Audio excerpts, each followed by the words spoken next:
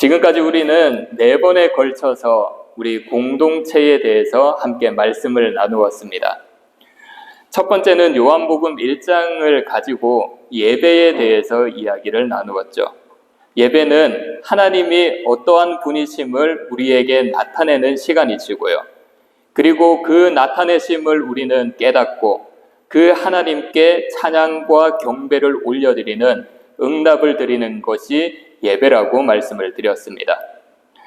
두 번째는 민수기 2장의 말씀으로 우리가 일상을 살아갈 때 어떠한 신앙으로 살아가야 되는지에 대해서 말씀을 나누었습니다. 공동체의 신앙은 회막 중심, 어디에 있든지 하나님 중심으로 살아야 된다라고 말씀을 드렸고요. 그렇게 살아갈 수 있게 하는 원동력이 하나님께서 우리에게 허락하여 주신 말씀이었습니다. 세 번째로 창세기 11장 말씀으로 건강한 공동체에 대한 언어, 공동체 안에 모든 사람들이 사용하는 언어를 가지고 말씀을 나누었습니다. 긍정적인 말이 하나의 공동체가 되게 하고요. 하나님이 하나 되는 언어를 우리들에게 사용하게 하시어 우리들이 가지고 있는 비전을 향해서 온 힘을 나아갈 수 있도록 하신다라는 것을 서로 나누었습니다. 그리고 네 번째로 사도행전 6장의 말씀을 가지고 초대교회의 모습을 통해 모든 성도들이 하나님과 동행하며 나아가는 것이 공동체의 올바른 모습이다라는 것을 함께 나누었습니다. 모든 사람들이 마음의 문을 열고 말씀 안에서 하나가 되어 하나님과 동행하면 하나님께서 반드시 우리 교회 공동체를 하나님의 성령이 역사하시는 귀한 공동체로 세워주심을 믿습니다. 오늘은 마지막으로 교회 공동체라는 주제로 말씀을 나누겠습니다. 오늘은 회복이 어디서부터 시작되는지 이러한 주제를 가지고 말씀을 나누겠는데요. 따라하시기를 바랍니다. 회복의 시작.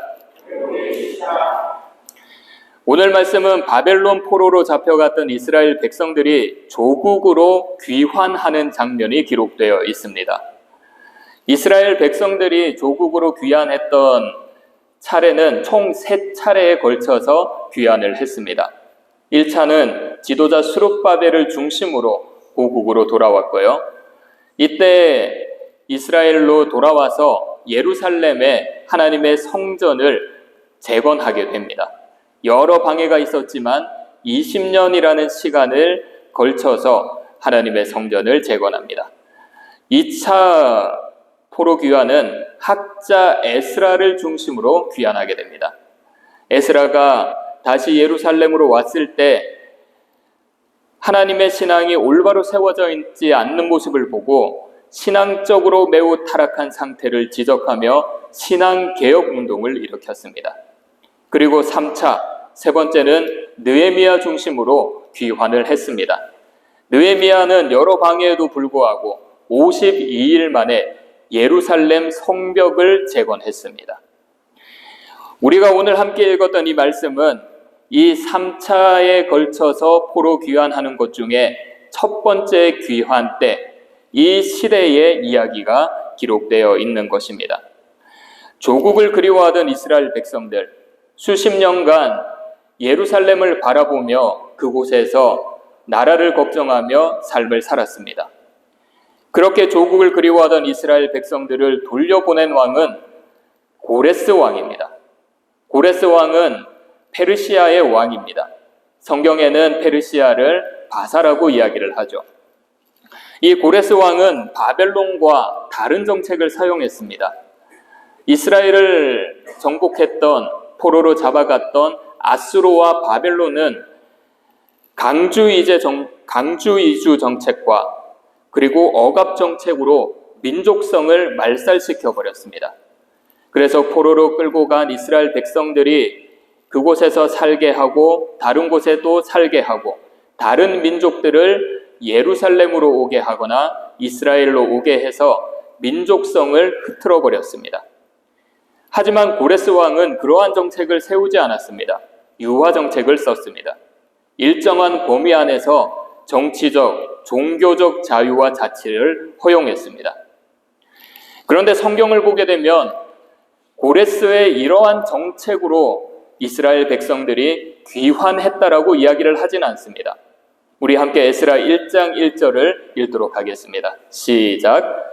바사왕 고레스 원년에 여호와께서 예레미야의 입을 통하여 하신 말씀을 이루게 하시려고 바사왕 고레스의 마음을 감동시키심에 그가 온 나라에 공조도 하고 조소도 내려 이르되. 고레스의 마음이 감동이 되었다라고 하는데요. 누가 고레스의 마음을 감동시켰다라고 하죠? 하나님입니다. 하나님께서 예레미야의 입을 통하여 하신 말씀을 이루게 하시려고 고레스의 마음을 감동시켰던 것입니다. 그런데 자유를 얻어 고향으로 간 이스라엘 백성들은 그곳에서 삶을 살아가는 게 굉장히 힘이 들었습니다. 왜냐하면 어떤 곳은 사람이 살 수 없을 정도로 땅이 황폐해졌기 때문입니다. 그리고 그곳에 이미 정착하고 살았던 이방인들, 사마리아 사람들이 고향으로 돌아온 이스라엘 백성들을 그렇게 좋게 생각하지 않았기 때문이죠. 한 17년 전에 학교 교수님과 함께 중국 동북 삼성에 갔던 적이 있었습니다. 도문과 영길, 용점 이 곳곳을 돌아보면서 독립운동이 일어났던 장소를 찾아갔었는데요. 거기서 당시 일제 억압을 피해서 이주했던 사람들의 이야기를 들었습니다. 초기에 그곳에 와서 정착했던 사람들이 그때는 그 이야기를 하는 사람은 어려서 잘 몰랐지만 삶을 되돌아봐서 보니까 자신들의 부모님과 어른들은 굉장히 힘든 삶을 살았을 것이라고 이야기를 했습니다. 그들이 정착한 곳은 사람들이 살 수 없는 곳이었습니다. 불모지나 다름없는 땅이었습니다. 그리고 상상할 수도 없는 추위와 배고픔, 매일 나가서 땅을 일구어야 하는 일은 고통의 연속이었을 것입니다. 하지만 그것을 이겨낼 수 있었던 것, 그것은 민족의 해방을 꿈꾸고 밝은 미래를 향한 희망을 가졌기 때문입니다. 고향으로 돌아온 이스라엘 백성들, 각자의 성읍에 살 때 이런 고통이 있었을 것입니다. 땅을 개간해야 됐습니다. 먹을 것이 없었습니다. 땅을 개간해서 먹을 것을 만들고 사람이 살아갈 수 있는 곳으로 만들어야 됐습니다. 그 모든 과정 가운데 주위의 많은 민족들이 핍박을 했습니다. 그러니 그곳에서 살아가기가 굉장히 힘이 들었습니다. 그러나 그들에게는 희망이 있었죠. 그래서 그들은 예루살렘으로 모이기 시작했습니다. 본문 1절 말씀을 보시면요. 이스라엘 자손이 각자의 성읍에 살았더니 7째 달에 이르러 일제히 예루살렘에 모인지라. 각 성읍에 살던 사람이 언제 모였다고요? 어떻게 모였다고요? 일제히 모였다고 합니다. 여기서 일제히 모였다라는 말은 한 사람같이, 이 말은 단순히 동시에 모였다라고 하는 것을 강조하기보다 그 많은 사람들이 마음이 하나가 되어서 모였다라고 하는 것을 이야기하고 있습니다. 그리고 2절을 보시면요. 예수아와 형제 제사장들, 스룹바벨과 형제들이 무엇을 했습니까? 전부 일어나서 무엇을 했죠? 제단을 쌓았습니다. 이들이 전부 일어났다라는 의미, 많은 사람들이 마치 한 사람처럼 일어났습니다. 그들이 한 곳에 일제히 모이고 일제히 일어났다라는 것, 지금 우리가 해야 될 것들이 있기 때문이었습니다. 함께 모여 해야 되는 열정이 그들 마음 가운데 솟구쳐 올랐습니다. 그들 마음에 정말 우리는 이것을 이루어내야 된다라는 뜨거운 열정이 있었습니다. 그들이 원하는 것들이 있었습니다. 그렇다면 그들이 왜 일제히 그곳에 모였을까요? 본문 2절을 함께 읽겠습니다. 시작. 요사닥의 아들 예수아와 그의 형제 제사장들과 스알디엘의 아들 수룹바벨과 그의 형제들이 다 일어나 이스라엘 하나님의 제단을 만들고 하나님의 사람 모세의 율법에 기록된 대로 번제를 그 위에 드리려 할세. 그들은 바벨론 포로에 있으면서 하나님께 제대로 된 예배를 드리지 못했습니다. 각자가 살던 곳에 회당이 있었지만 모세의 율법에 기록된 대로 제사를 드리지 못했습니다. 70년간 타지에 있으면서 기쁨으로 하나님께 제사를 드리지 못했고 하나님의 은혜와 위로를 누리지 못했고 예배를 드리지 못했던 그 마음이 그들이 가지고 있던 열정이었고 그 마음이 그들을 한 마음으로 모이게 했고 그 마음을 통해서 많은 사람들이, 제사장들이, 지도자들이 하나님의 단을 세우고 제사를 드렸던 것입니다. 그들은 은혜와 위로가 있는 예배를 드리기 위해 다 일어났습니다. 한 마음으로 일제히 모였습니다. 그렇다면 그들이 원했던 예배, 왜 이 예배가 회복의 시작이 되는 것일까요? 본문 2절을 보시면 제단을 만들 때 누구의 제단으로 만들었다라고 하죠? 이스라엘 하나님. 이스라엘 하나님의 제단이었습니다. 이스라엘 하나님이라는 말은 백성들과 언약 관계를 맺고 있다는 것을 이야기하고 있습니다. 상호 간에 단절될 수 없는 유대 관계를 맺고 있다는 겁니다. 조상들과 맺은 하나님의 좋은 관계가 지금도 이어지고 있다는 것입니다. 그래서 그들이 여호와 하나님의 단을 쌓는다는 것은 그 옛날 언약을 맺은 하나님의 인도하심과 지켜주심이 깨어진 하나님과의 관계를 회복시켜준다는 것을 의미하고 있습니다. 무엇을 통해서 회복된다라고요? 이스라엘 하나님의 제단을 통해서 회복된다라는 것입니다. 그리고 이 제단에서 어떤 제사를 드렸습니까? 번제를 드렸습니다. 번제가 어떤 제사죠? 제물을 불에 태우는 제사입니다. 희생제물을 전체 태워드림으로써 그들은 완전함, 우리의 죄를 하나님께 태워드린다라는 의미로 나는 이제 깨끗함을 받고 온전한 자녀가 되었다라는 제사입니다. 하나님의 제단을 쌓아 자신들의 죄를 속했다라고 하는 것이죠. 이스라엘 백성들이 한 곳에 모여서 모든 일들을 했던 것을 정리하면 그들은 하나님의 제단을 쌓았습니다. 제단을 쌓기 위해 하나님께 예배드리기 위해 일제히 모였습니다. 제단을 쌓고 번제를 드렸습니다. 번제를 드림으로써 자신들의 죄를 회개했습니다. 하나님을 떠났던 삶을 회개했습니다. 하나님과의 관계, 하나님의 은혜, 하나님의 인도하심, 여호와 하나님을 향한 신앙을 그 제단을 통하여, 그 제사를 통하여 회복했던 것입니다. 사랑하는 여러분, 하나님을 향한 신앙의 회복은 예배로부터 시작됨을 믿으시기를 바랍니다. 예배를 통해 전능하신 하나님이 우리에게 은혜를 베풀어 주십니다. 전능하신 하나님이 우리를 인도하십니다. 예배를 통해 하나님께서 어떠한 분이신지 우리에게 나타내 보여주시고 그 나타내심으로써 우리의 현상, 우리의 실상이 어떠한지 깨닫게 하십니다. 그래서 우리는 우리의 모습을 보고 하나님께 회개하게 되는 것이죠.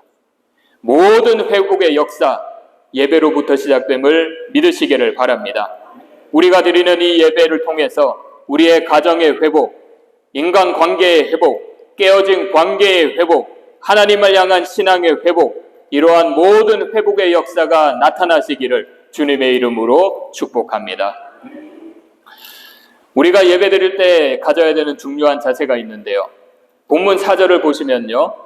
기록된 규례대로 초막절을 지켜 번제를 매일 정수대로 날마다 드리고, 이스라엘 백성들이 제단을 쌓고 그리고 번제를 드리고 초막절을 지켰다라고 합니다. 이 초막절은 어떤 절기입니까? 감사하는 절기고 하나님의 은혜를 되돌아보는 절기입니다. 이 절기의 시작점은 출애굽 광야에서부터 시작되었습니다. 하나님께서 이스라엘을 애굽에서 해방시키고 광야에서 40년간 연단시켜 가나안 땅으로 인도하신 그 모든 하나님의 은혜를 기억하는 절기입니다. 그래서 그들이 몸소 이 절기를 지킬 때 몸소 고난의 장막을 만들고 그 안에서 생활을 한 뒤에 애국과 광야에서 구원을 받아 약속의 땅에 정착하게 된 것, 하나님의 은혜, 지금까지 우리를 지켜주신 것, 하나님의 은혜임을 기억하고 감사하는 절기라는 것입니다. 이스라엘 백성들이 하나님께 번제를 드리고 이 절기를 지켰다고 합니다. 이 절기를 지키면서 그들은 기억했을 것입니다. 애굽에서 그들의 조상들을 해방시켜 주신 하나님, 가나안으로 인도하신 하나님, 그 하나님께서 우리를 바벨론에서 해방시켜 주시고 우리를 고향으로 돌아오게 하신 그 하나님의 은혜를 기억하고 감사했을 것입니다. 광야 40년간 연단시키신 하나님, 그들을 지켜주시고 인도하신 하나님, 고향으로 돌아오는 모든 과정 가운데 지키시고 인도하신 하나님께 감사드렸습니다. 그 감사가 예배 가운데 넘쳤다라고 하는 것이죠. 그런데 이렇게 감사드리는 것은 쉬운 일은 아닙니다. 우리가 일상을 살아갈 때 감사하는 삶의 자세를 가지는 것은 굉장히 어려운 일입니다. 감사하지 못하는 이유가 여러 가지가 있는데요. 가장 큰 이유가 무엇일까요? 부족하지만 나아지고 있습니다라는 책을 보면 감사가 사라진 삶에 대한 이야기를 하고 있습니다. 한 대학 교수가 자기 스스로 해결할 수 없는 문제가 있었습니다. 그 문제를 해결하기 위해서 시대의 스승이라고 하는 사람을 찾아갔습니다. 그 사람과 만나서 대화를 하는데 그 사람이 이제 이 교수에게 차를 대접했습니다. 차를 대접하는데 차 잔에다가 계속해서 차를 붓는 것입니다. 그러면 어떻게 될까요? 잔이 넘치게 되죠. 그래서 이 교수는 그 사람에게 이야기를 했습니다. 선생님, 잔이 넘칩니다. 잔이 지금 넘치고 있습니다. 그랬더니 이 사람이 교수에게 이렇게 이야기했습니다. 이 잔처럼 당신 속에는 온통 당신의 생각과 결론뿐입니다. 당신이 먼저 당신의 잔을 비우지 않는 이상 내가 무슨 수로 당신에게 무언가를 알려줄 수 있겠습니까? 이렇게 이야기를 했습니다. 우리는 어떻습니까? 자기중심적 생각 혹은 자기 필요 중심적 사고에 사로잡혀 있지는 않습니까? 자기중심적 생각은 치명적인 죄의 뿌리가 됩니다. 자주 원망과 비판을 내뱉을 것이고 감사가 사라진 삶을 살게 할 것입니다. 감사하지 못하는 것이 무엇이라고 하죠? 자기중심적인 생각에 사로잡혔을 때 감사하지 못하는 삶을 살게 된다라고 하는 것입니다. 자기중심적인 생각에 사로잡히면 삶의 불행이 왔을 때 부족한 환경, 부족한 배경, 부족한 자기의 연약함을 원망합니다. 그 반대로 자기중심적 생각에 사로잡혔을 때 모든 일들이 잘 된다고 하면 어떠한 생각을 가지겠습니까? 다 나의 능력이라고 하겠죠.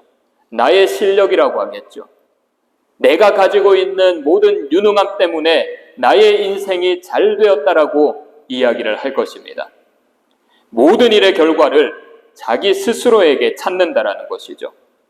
그들은 하나님의 지켜주심, 하나님의 붙들어 주심, 모든 문제를 풀어주시고 하나님의 인도하심을 보지 못합니다. 그러니 하나님의 인도하심에 대한 감사가 없게 된다라고 하는 것이죠. 사랑하는 여러분, 자기중심적 생각과 사고에서 벗어나기를 바랍니다. 그렇게 벗어날 때 우리의 시선은 안으로 향하는 것이 아니라 밖으로 향할 수 있습니다. 밖으로부터 오는 하나님의 은혜를 깨달을 수 있습니다.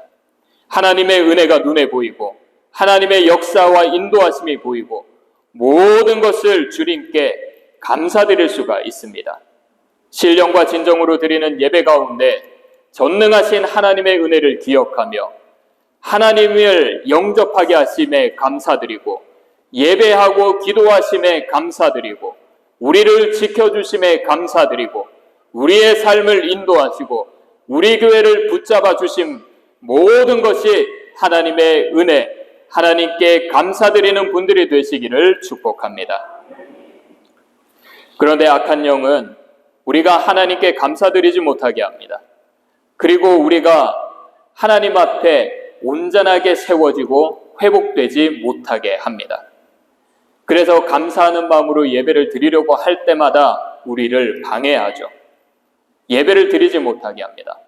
우리의 마음을 혼란스럽게 합니다.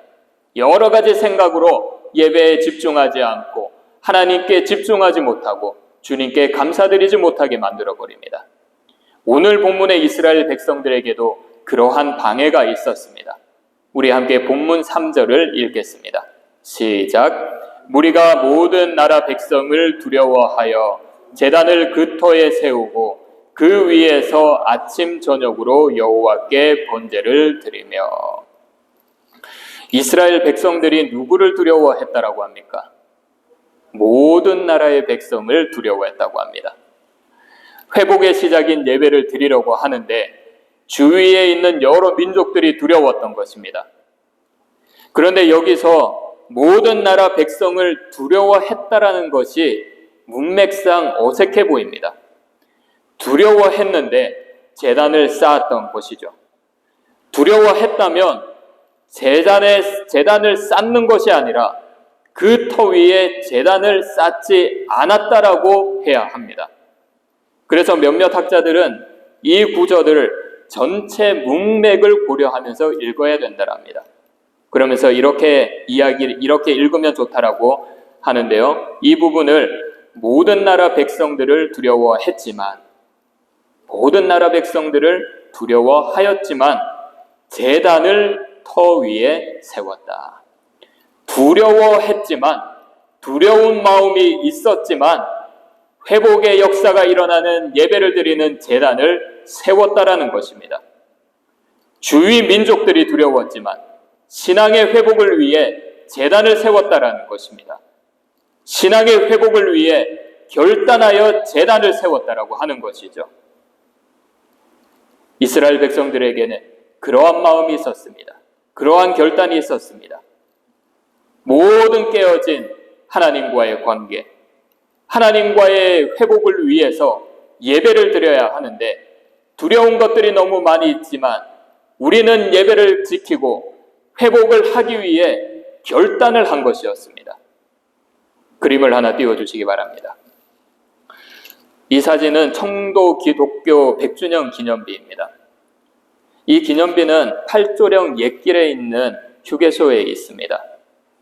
제가 이 길을 여러 번 다녔는데 지난주에 제가 이 기념비를 보았습니다. 그래서 한번 검색을 해보니 이 팔조령이 경북 지역 기독교 역사에 있어서 굉장히 중요한 곳이었습니다. 미국 북장로교 소속이었던 베어드 선교사, 부산 중심으로 선교 활동을 했었습니다. 시간이 지나서 이제 복음 사역을 부산에서 한정 짓는 것이 아니라 경북 내륙으로 사역의 지경을 넓히려고 했습니다. 그래서 부산에서 밀양으로, 밀양에서 청도로, 청도에서 대구로 오려고 했습니다. 대구까지 오는 그 험한 길을 한 번도 쉬지 않고 8일 만에 도착했다라고 합니다. 선교사님은 한시라도 빨리 대구에 가서 복음을 전하고 싶었다고 합니다. 그런데 딱 한 번 쉬게 되었는데 팔조령의 거대한 위용 앞에 머뭇거렸다고 합니다. 그 당시 이 선교사님의 마음을 이렇게 표현을 했는데요. 우리는 어제 이른 오후 안새부리의 작은 산골 마을에서 걸음을 멈추었다.